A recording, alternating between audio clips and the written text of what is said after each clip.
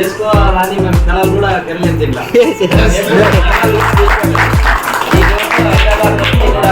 హైదరాబాద్ నుండి ఇంత పెద్ద పెద్ద లీడర్లు వచ్చి మాకు కూలర్లు వేసి మా ఇంటి దగ్గర మనం కిరా ఇవ్వట్లేదు, ఏమి ఇవ్వట్లేదు అయితే కూడా ఒక పబ్లిక్ని మనం సహాయకరం పడేది చేద్దాం.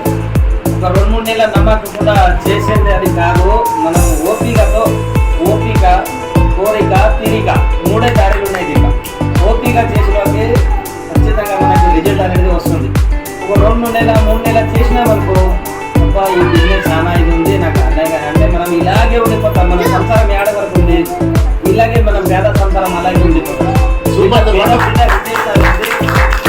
పెద్ద పెద్ద రిజల్ట్ చూడాలంటే ఒక థైలాండ్, దుబాయ్, అది ఇండియా మొత్తం చూడాలి అని మనం కూడా పెద్ద బోర్డ్స్ తెచ్చుకోవాలంటే మనం కూడా ఈ బిజినెస్ చేస్తేనే అవుతుంది. ఇప్పుడు మీరు ఇంత వయసు 60 ఏళ్ళు 50 ఏళ్ళు కానీ మీకు అయిండొచ్చు, కానీ ఏ కంపెనీ మీకు ఒక రూపాయి కూడా ఇవ్వలేరు. వాళ్ళు ఎందుకు ఇవ్వలేరంటే ఇక వాళ్ళు కూడా ప్లాన్ తీసుకుంటున్నారు, వాళ్ళు కూడా దినే మొత్తం చూసుకుంటున్నారు. కానీ మనకు పేదలు ఎట్లా ఉన్నా మనం అట్లాగే ఉండిపోతున్నాం అన్నమాట.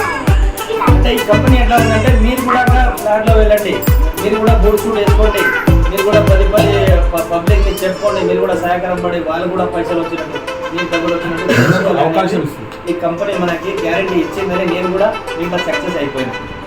కొంతమంది దీంట్లో పాడు చేస్తారు, కొంతమంది ఏ బిజినెస్ అది వేస్ట్ అంటారు, కొంతమంది కాదంటారు, కొంతమంది చేసినామంటారు.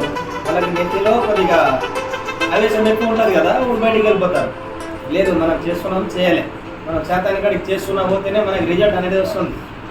మర్యాదలు మాటలు దాంట్లో ఎట్లా కూర్చోవాలి, ఎట్లా లేవాలి, మనం ఎట్లా మాట్లాడాలి, పెద్దోళ్ళతో ఎట్లా మాట్లాడాలి, అవన్నీ మర్యాదలు మన కొడుకులకు కూడా ఇచ్చుకుంటాం అనేది ఈ గ్యారెంటీ.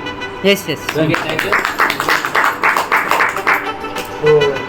సార్. ఫోన్ వస్తుంది.